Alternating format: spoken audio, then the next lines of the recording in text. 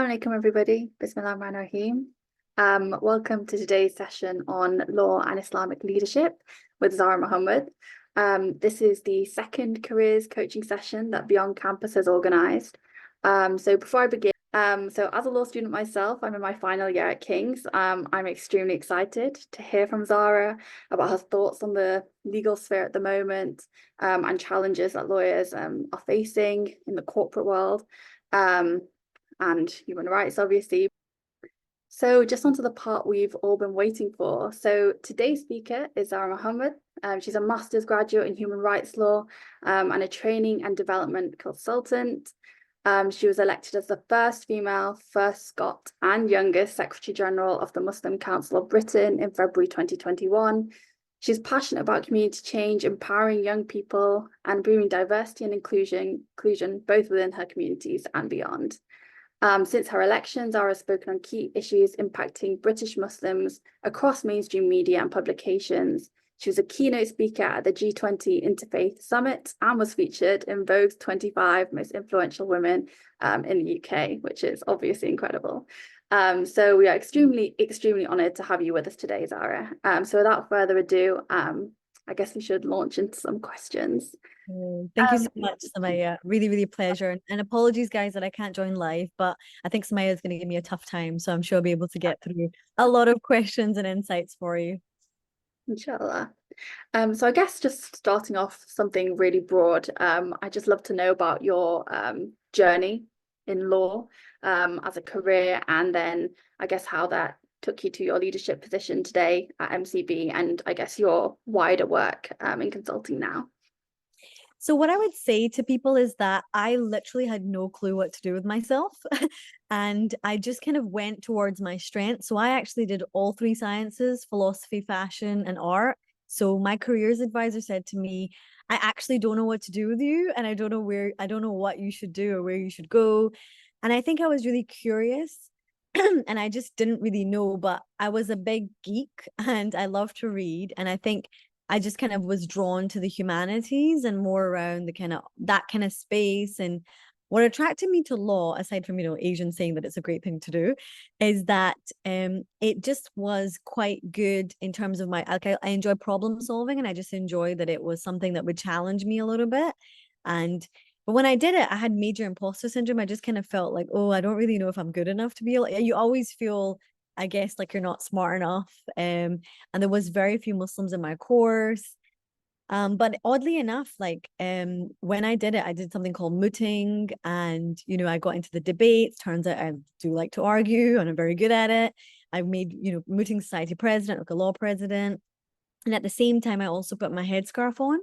Now, law was there because I kind of saw it as a serious degree and something that I think I was drawn to and interested in. But the real underpinning reason was justice, social justice, and being able to advocate. And if I'm honest, that's what really took me there.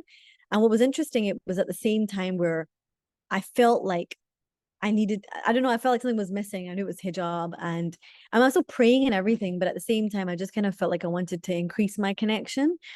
And so when I put my headscarf on in second year of university, things really changed and people saw me in a different way. And I just was really confused by that because I thought, what's that got to do with this? Because that's my choice. But there was one girl in particular who just made me feel really uncomfortable. And I just kind of thought, like, what on earth, And I shared this story recently, just a quickly tangent before I come back, was that, she was quite horrible to me. And I remember her making me feel really uncomfortable. And I kind of felt like that, who is she and who does she think she is? And then later on, after I got, elected, she tweeted me and said, oh, congratulations. And I just was thinking, like, be careful. Be careful what you say to people and how you act towards them, because you don't know where they're going to end up. And that's the thing about the law journey. Whilst I did that, then I was drawn into things like the Islamic Society and getting active and organizing events. And I didn't just do it for Muslims, it was like everybody. I ran for student union president because everybody was my friend and they said, we want you to represent us. And I said, oh my God, that's crazy. And there's nothing harder than telling people to believe in you, because you have to believe in yourself too.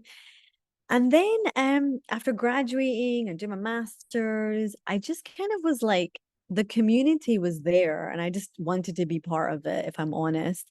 And in student space, you can do that. But with mosques and stuff, being a woman, there wasn't really a space for me to belong to. And then when I became president of like the full Federation of Student Islamic Societies, we're a member of the Muslim Council of Britain. And I always had a deep-seated desire to make community more open to people who are different, like to women, to young people. Anyway, be careful what you wish for. Maybe I became Secretary General. And I think, you know, if I'm honest with you all, I did not A, know what Secretary General was, B, even think I could be one. Now we're talking about the senior most faith representative in the country.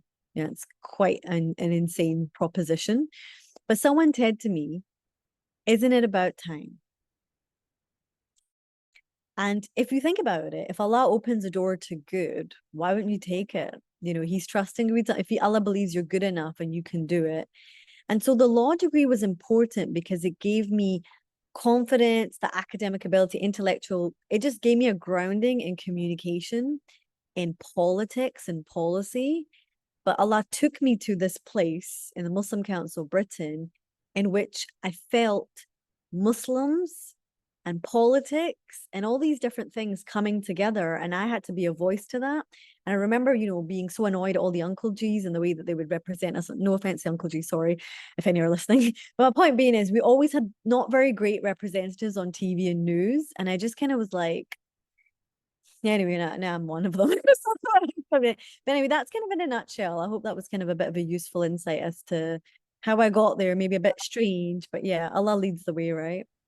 No, that's perfect. And I actually have kind of a personal question that kind of goes off of what you said. So you mentioned one of the main kind of goals for you is like championing justice, like you saw that with the law degree. And I think a worry for a lot of law students right now, especially Muslim law students that I talk to, are what it's the worry that, you know, certain paths of law might champion justice more than others. So kind of what Yeah. advice would you give to us university students in that kind of situation where we're choosing, you know, between commercial or human rights, for example? So this is a really classic issue. Look, there's a couple of things that you need to think about when you're doing law. One is a big drinking culture, and I don't mean just pubs and bars, but I mean the wine club. You know, it's more sophisticated and intelligent, but it's still alcohol at the end of the day. And they have lots of like conversations in these places where, you know, some of us will choose not to go to. The other side of it is where to practice something that's really commercially profitable, something more advocacy. The irony about doing human rights is there's not really much money in it. So you end up with immigration. So, you know, what I always say to people is that, look, life is a journey and you're going to have to make decisions based on your values and principles. Sometimes you'll be in settings, you know, I've been at dinners where there was alcohol and I had to be in those dinners. They were formal, the principal and other people. But I said to myself, like, as soon as this dinner's finished, then I'm going to leave because I'm not comfortable beyond that.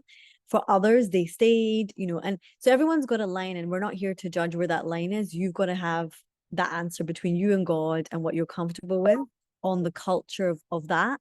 But what I would say to you is that, you know, the more true you are to your faith and what your principles and your values you are, the better you will do.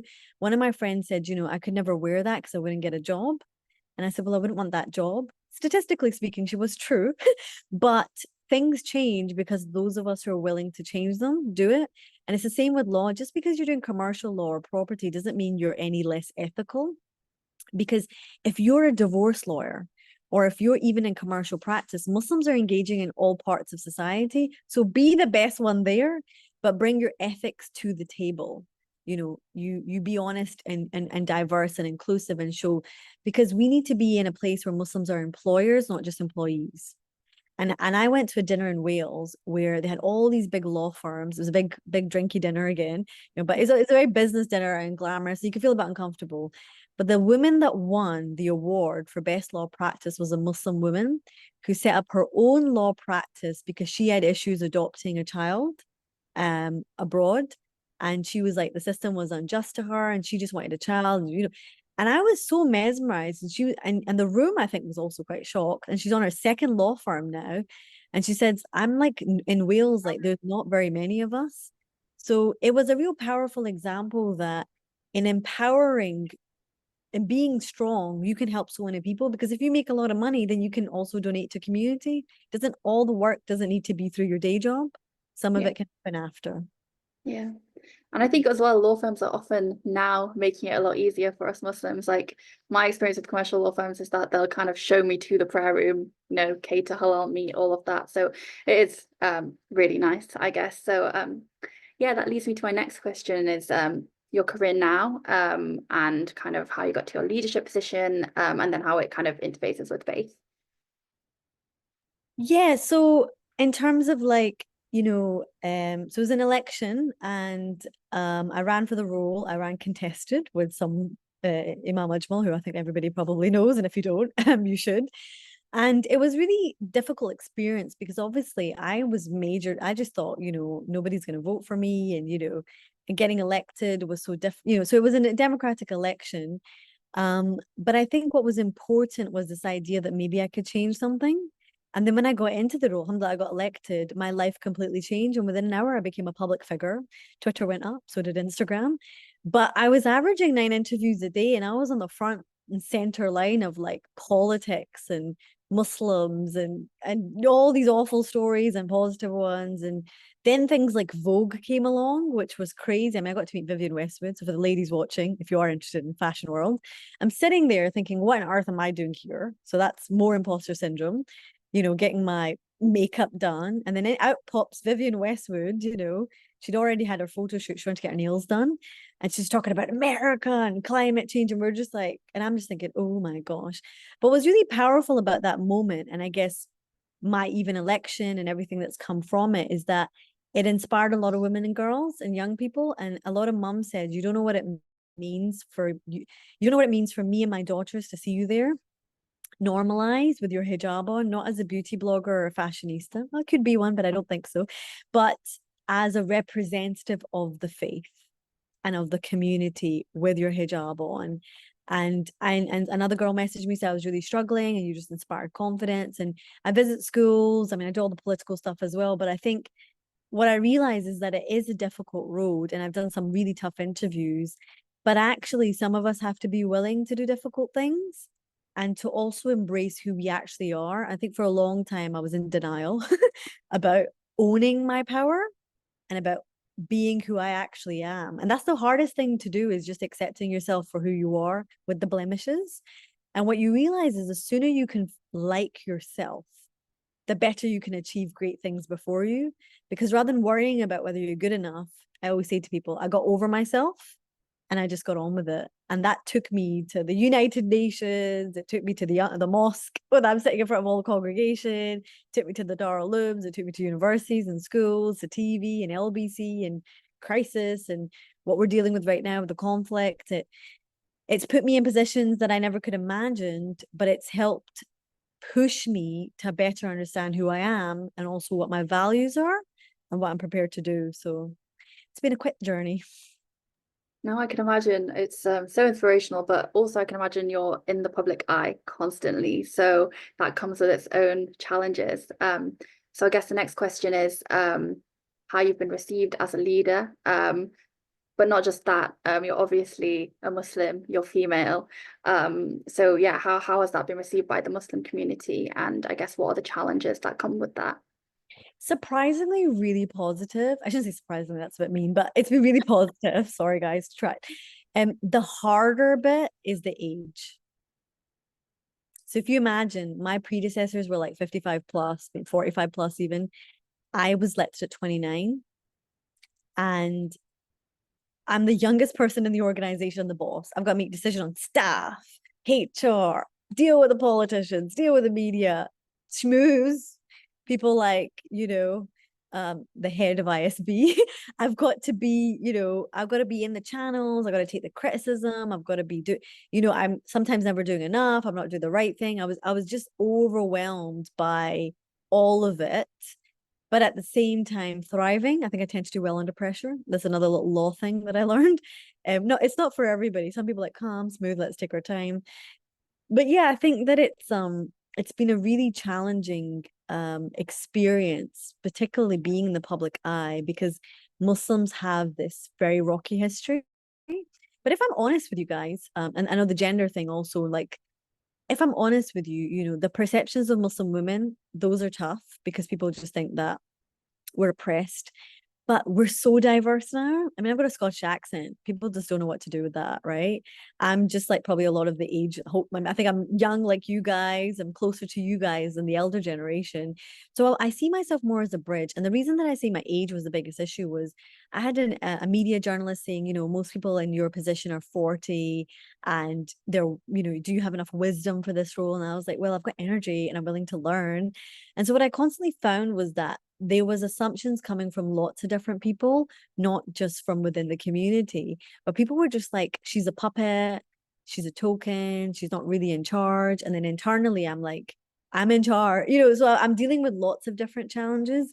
But my advice to you all is that, stop worrying about what other people think about you, because they're all going to have opinions, and that opinions are always going to change. And look, we live in a world where, Allah says, when he loves you, others will love you too. Like he gives that, he puts, and we are, I mean, I'm a people pleaser. I like to be loved. Who doesn't? So it's natural to want to be liked. It's natural to want people to compliment and say positive things, not negative things. But in positions of leadership, someone said to me, we're in a really difficult spot. And they said, Zara, but you're going to do the right thing. And I was like, oh, right, okay. And then the right thing wasn't what the people around me wanted me to do. It was the thing that I knew I should have done all along. And so what leadership, and I don't mean leadership like me, I mean leadership that anything that you guys are doing, whether you're at university, whether you're going to go into accounting, whatever it is, yeah, you're going to have moments in your life where people are either going to say, oh, don't do it, or they're going to say, do it, or they're going to say, oh, you shouldn't have done it, or they're going to give you like the 360-degree Q&A about, or if they don't, you will to yourself, because we're our own worst critics, right? Those are the moments where you have to find a calmness inside of you where you can have a conversation with yourself. And I used to go for lots of walks just to say, like, well, how is it that why do I actually feel about myself right now? Do I like the person I'm becoming in this? Do I feel like this is good? When we enjoy what we do, it just radiates and it's positive. And look, I have tough days where I look like a hobo. I don't, I have tough days where getting up is hard. Yesterday was a tough day. I was on 2 trains writing press releases thinking I just want to go to bed. There are days where you don't want to turn up, but you have to. There's days when you look, I can get one thing done today. I'm not going to get more than that. And there's days where I just want to hide under the duvet and pretend that I'm not the Secretary General or a lawyer or anything impressive. I'm just hiding, right? I have a big Sherpa that I wear also. My point being is that you always have to turn up to life, right? And turning up to life doesn't mean you have to be 10 out of 10. And the other thing is that trust in Allah is so important, because who helps you turn up to life? Who is the one that can give you a day? Every day is different, but he can give you something else. He can grant you something because your imagination is limited about the good that can come to you. Most of us have a very narrow vision of what is possible. We can't imagine ourselves really beyond too much of what we see. Yeah, I could be an influencer. Yeah, I could be in a professional field. Yeah, I could be making hundreds of millions, whatever it is. But real goodness is understanding that the richness in your life is about how you feel inside. But also seeking that in the dunya too is not a bad thing, right? Being wealthy in your health, richness in health, richness in company, having really good friends, that's all good. And I've learned those are healthy things to have in your life. So the point that I'm making is that the challenges about being a young woman in leadership don't just come from being a woman, don't just come in from being young, but it's being a well-rounded human being and being faithful in my approach to life, knowing that actually I don't need to get it all right. I just have to keep trying. So I think I went way off there. No, amazing. That was so inspirational. But I think coming back to what you're saying, it's so interesting that you said like age was one of the kind of biggest challenges to you rather than gender. And I think, being 23 myself, about to come out of uni, it can be quite overwhelming as in career choices. And obviously you made the kind of career choice quite young to join MCB from law and from your consulting background. So I was just wondering how you decided to kind of leave law. Did you leave law and kind of join this new venture, and why? So what you could say is that I didn't necessarily leave law, but I maybe put it on pause. So I was never really inspired by legal practice, the solicitor life. My friends did it and I just found it a little bit depressing, but not to put anybody off. I was more on the advocacy side. So I was always attracted more to the human rights and like just social justice and activism. So what I did was I did a little bit of professional consulting in law, and then I actually moved more to setting up my own business, which is the training. So what's training and development. What happened was lockdown happened, and my friends were like, why don't you just put workshops on and how we can improve, conflict resolution, leadership coaching, those kinds of things. And I just did it, and people paid me to do it. So it turns out that people quite enjoy my course. So now I run women in leadership courses. I do diversity and inclusion. I do like community development, and I do things that I guess I've learned and that people like take my advice on, as opposed to that kind of real core law practice, which energizes my brain, but maybe it's, it requires me to be in a 9 to 5, which obviously, as you can see, I can't possibly do. So I kind of found that it wasn't possible for me to do law in the traditional way, but actually to use my learning and do that in the advocacy space and the development space. And so what I like to do now is like, well, how can I make organizations better? But most importantly is like, how can I develop people? And that's what MCB's really inspired me to do, which is we have generations of young people now who are looking to be more confident. They are actually, I would say they're really confident, but they're looking for a pathway. They're looking for like, what else can I do? How else can I push the boat here? And they need to know people like me actually exist, because we're unconventional, we're non-conventional, and we're not necessarily YouTube influencers. But, I'm not saying everybody wants to rush to community work. It's a tough gig. But what I'm saying is that it's possible to be different and find another way. And I'm really interested in making young people feel economically powerful, and to feel like, okay, you might do law, but then why not start your own business on the side? Why not, like, we don't need to just be linear. We could do lots of things.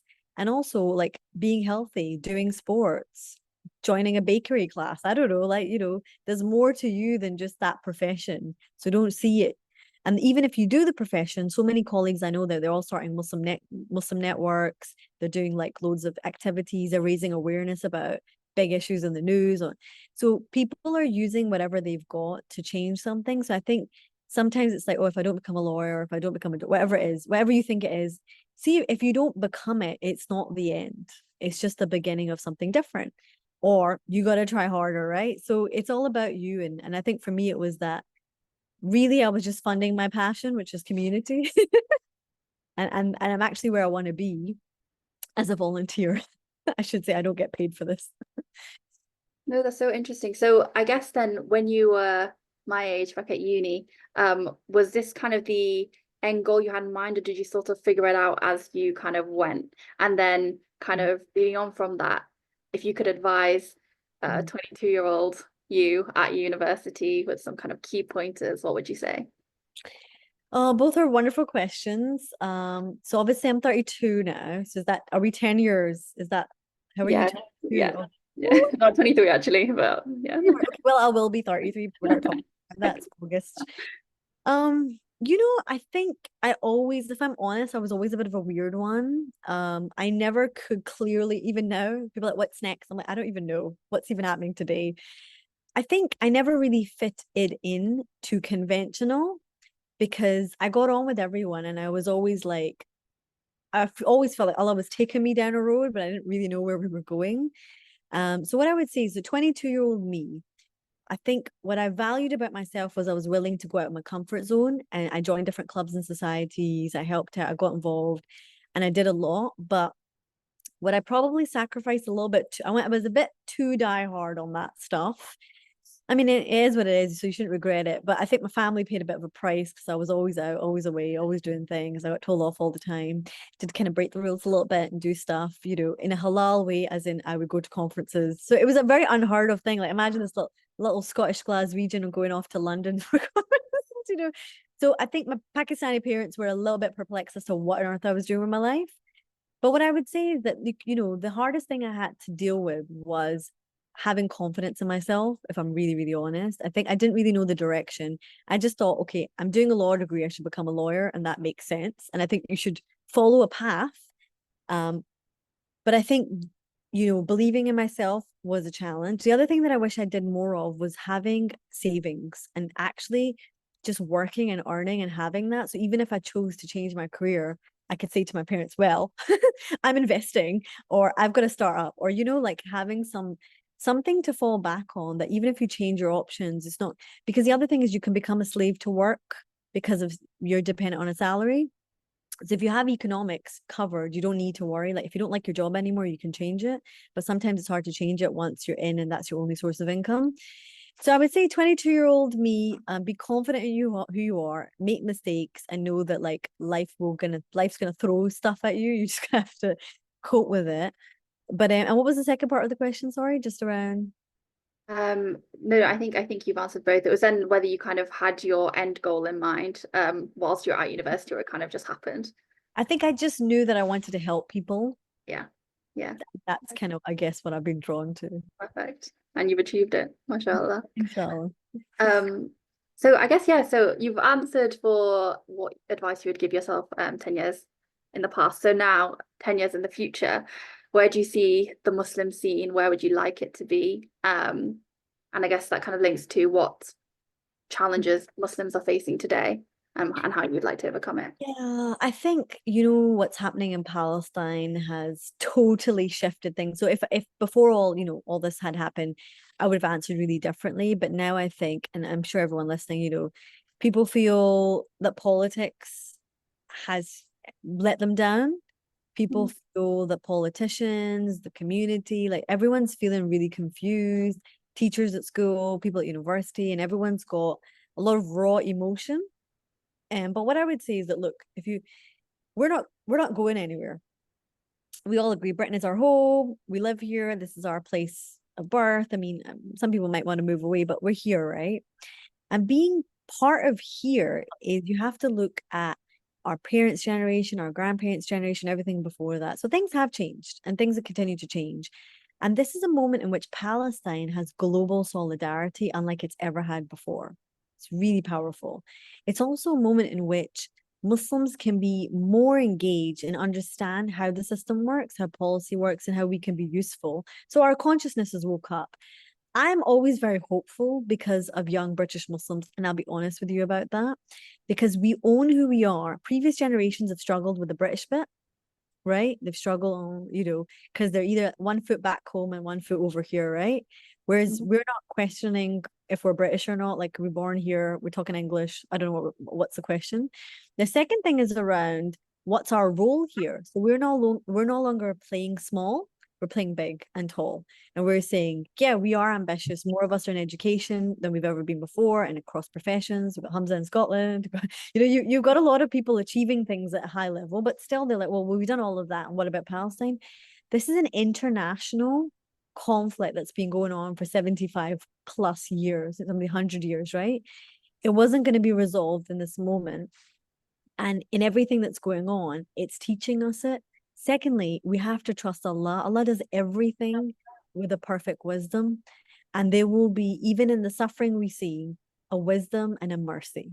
And what the people of Palestine are experiencing is something so unique that they are a very special people, right? All of us have to face a challenge. So rather than feeling that anger and frustration, it's more about what am I going to do about it? If you go and graduate, that's powerful. You're serving them. If you go and achieve, if you own a business, if you do something with yourself, you become someone that can change something. But sticking to social media alone, maybe an influencer, okay, but it's about helping build a society that we want to see that really reflects the morality of everyone, because everyday people don't want to see that. And we should be aware that this isn't a Muslim issue or something that's exclusive to us. Common people would comment. My Uber driver wasn't Muslim, was like, I'm sick of seeing that. My Uber, there are people marching that are from all walks of life. So don't make this an us versus them issue. Make this about how am I going to make Britain better? And so you've got a young Secretary General at the helm of the Muslim Council, this massive organization, and she's quite alone right now because there aren't many young people there. And the way that I see it, and my commitment to you all listening is, I want to make you more confident about your future so that I might be the first, but there's plenty second, third, and fourth. That we need our institutions to buckle up. Yep, they need to be better. They need to be stronger. We need loads of media spokesperson, loads of us in politics and journalism and arts. Why not? Because pop culture changes things. A TikTok the video that goes viral is usually something crazy and stupid. Something political, right? Or it's highly depressing. But my point being is, what makes people change? The psychology of it. People invest loads in branding and marketing. What do we invest, So I think smartening up, MCB is going to be launching our Future First campaign, which is all about inspiring young leaders. We want all the organizations to donate a young woman, a young female, and let's empower like 100 young leaders, and join our, we're doing our general election campaign to get 35,000 Muslims registered to vote. There are more young people eligible to vote this year based on the census. So yeah, let's all turn up and vote and shake things up a bit. So what I would say is that don't lose hope. Trust in Allah, but also there's things we can do. We just got to work a little bit better together. Yeah, no, for sure. I think it is so inspirational seeing so many more Muslims kind of directing policy and affecting change, like yourself, Hamza Yusuf, and like Zara Sultana in Parliament as well. But how do we get more Muslims into these positions? What advice would you give to even 16-year-olds who are starting to think about their careers? Yeah, I would say that, look, everybody is different. So don't feel the pressure that you need to be so if it's not for everybody. So first of all, public life is not for everyone. But those seeking to do it, what I would say is that, look, reach out to your local MP if you like them, or reach out to people that you do like and ask, can I shadow you? Can I get some mentorships? Can I get some advice? Public speaking, really, really important. Develop your communication skills and work on that. And then get life experience. We can't hide away. We have to engage, do community work, get involved in things, understand advocacy, campaigning, and lobbying. Look into those, be politically literate, subscribe, get into the different spaces that you feel are important for engagement. It's fine, don't worry. There's a funny story to this announcement. It's all good, don't worry. Just wait 1 minute. Can you hear it? Is it really bad? Is it quite loud? Can you hear it? It's actually okay. I can hear you talking, so Perfect. that's all good. What I would say is that, look, it's like any project. If you want to win, or a sport, if you want to win, what you got to do? Practice and get good at it. Political shadow. So I would do what are tactically things. I mean, there are people who are career politicians. I don't know if I'd advise that, but it's not for everyone. And don't see politics as a politician as the only way to do it. There's comms officers, there's policy advisors, there's engagement, there's journalists, there's right. So there's a whole team of people, including a civil service, that makes politicians powerful. So think that you don't need to be on the front line to be effective. Yeah. No, you're right. I think often we can be quite tunnel visioned with careers. I think that law is only there to be a lawyer. So it's interesting that there are a whole host of different kind of careers out there. I guess we have a couple of kind of more career-centered questions that I'd like to ask. So there's one about are there any specific skills or qualifications that are important for a successful career in human rights law?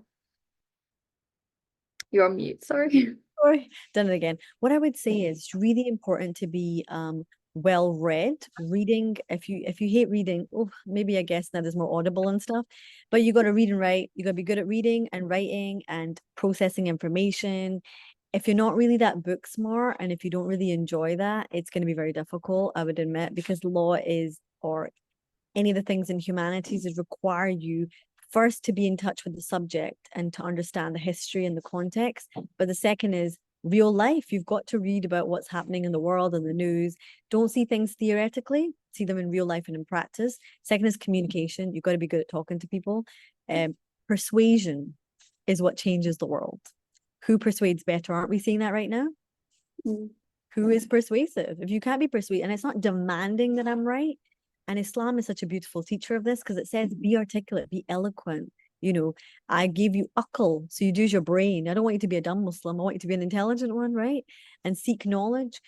Don't be so arrogant, or so, maybe that's not the right word, but don't feel that you stop learning. It doesn't matter how old you are, where you are, how much you think you know. If you went to school and you got top grades, there's always someone better. You always need to be in the pursuit of learning and enjoy what you do. If you don't enjoy it, you will suffer. So there's no real prerequisites. It's about enjoying, passionate, and challenging yourself, but knowing that it will be tough, and the books are this big. Yeah, the books are that big. They literally are. And then another career question was, are there any specific organizations or resources you recommend for someone interested in pursuing a career in human rights law?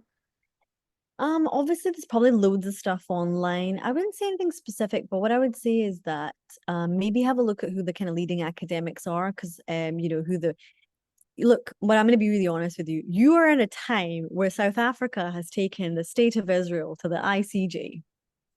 Just watch. That's all you need to know, right? That's it. You're living through real human rights. I'm not saying that you're going to be end up, you know, it takes years and decades, but look, we're all looking at it. And I was talking to my professor about, you know, I couldn't imagine that I'm on the front line of this issue that I studied in class. So it's not always as exciting as that, but I'm just saying that that's the peak of it, which is when it really matters. And we're seeing even in that system, things are being challenged. So I think the real world in some ways helps you see what the textbooks say and what actually happens in reality. And maybe that's like the best source of information. Yeah, yeah. So I have a question I'd like to ask, which is what kind of elements of your work you find the most spiritually fulfilling? Oh, I think it's meeting people and serving. You know, when I go, so a couple of weeks ago, I was in Manchester talking to Salam sisters, the most vibrant Nigerian ladies. You know, a couple of days ago, I was in Belfast meeting. I spoke to about 300 young women on a Muslimah conference from all over the whole of Northern Ireland, and it's really powerful and inspiring. Is it loud? Can you hear anything? You can hear it in the background, but There's a really funny story that I will tell you later. Okay. I wasn't able to make it home and had to find another venue, so we're Oh gonna no. for 4 minutes. So Oh, bless. yeah. Thank you. What I would say is that look, nothing is better than serving people, whether they're Muslim or not. Nothing is better than speaking to that one person. You know, at the event I was at, I saw someone who wasn't talking to anybody because they felt maybe a little bit strange or a bit alone. And I went up to them and I just said, "Oh, how are you?" And I just introduced them to someone else. There was a little girl in a Manchester school that put her hand up and said, "Oh, I feel really stressed out." She was like 6 or 7 or something. And I was like, "Why is she stressed?" And they said, "You know, she gets verbally abused when she's going to school." And I thought, I had a little boy say to me, "Are you proud of yourself? You've achieved this great thing." And he was like 10. And I was like, this is so philosophical. I don't know what to say. You know, I love meeting our community and the richness, and I love the adventure, but there's a lot of tough things that I have to deal with in a day. And so Allah keeps me grounded that no matter how great I may be perceived, that ultimately I have a lot to bear on my shoulders. And so just helping people is always what keeps me going and reminding myself why I'm doing it. For sure. Um, we have another question submitted, which was what's the most challenging issue that you've faced in your career? How did you overcome it? And are there any downsides to your career? Any advice on how you're able to keep showing up for yourself and your career? Okay, so we're gonna make this one the final one, yeah? If that's all right. Yes, we've only got a few minutes, so yes. Okay, so perfect. So what I would say is I'm going to give you two examples, one in my professional and one in the MCB. That's fair. In my professional space, it was the culture of law and that drinky, kind of bit posh, bit all of that, not feeling included, not very Islamic. As you said, it's changed a lot, but at that time it was really difficult. And I remember I spoke to another Muslim and he was like, he goes to the pubs and he went and he's like, "Oh, I don't drink, but you know, they all do, but they're really racist when they get drunk." And I was like, you know what? I'm not going to judge anyone for anything, but I know that I have to face up to my Lord at the end of the day, and I'd want to do that in the best way I can. And it's okay to fumble. So I think staying true to my principles in a work environment that rewarded coming to the pub and the bar was difficult. Bringing up issues like I need somewhere to pray, and actually that's not appropriate. I had a friend who got asked, "Did you have an arranged marriage?" in an interview, you know. So there's moments like that, and I'm sorry, the system still has them. And in MCB, I would say this moment right now with what we're facing with Palestine and the government and Muslim organizations and Islamophobia, and I say it's difficult not because I don't think I can get through it, but because it's feels like there's a lot on the line for a lot of people and a lot of eyes on me to do something. But nonetheless, like all things in life, like if we know it's Allah is going to take care of it, we shouldn't worry too much. Our job is just to be better and to do better when we know we can, and to take lots of people with us. And I always feel like if you want love, if you want to love, give love. If you want good friends, be a good friend. And if you want to radiate goodness, goodness will come to you. So just trust that you're already on the right path. You've got everything you need. Just got to believe in yourself and kick butt. I love that ending. I feel like we should finish that with that. But thank you so, so much for coming and talking to us today. I know that your time is extremely valuable. So all those words of wisdom, it means a lot, especially, as a law student hoping to embark on my career in law and also affect change at some point. It's just really comforting to hear everything that you've been saying today. So thank you so much. We really appreciate it. And inshallah, we'll be able to catch up with you sometime soon. Thank you. Thanks, everyone. Take care. Assalamu alaikum. Thank you. Thank you everyone for joining.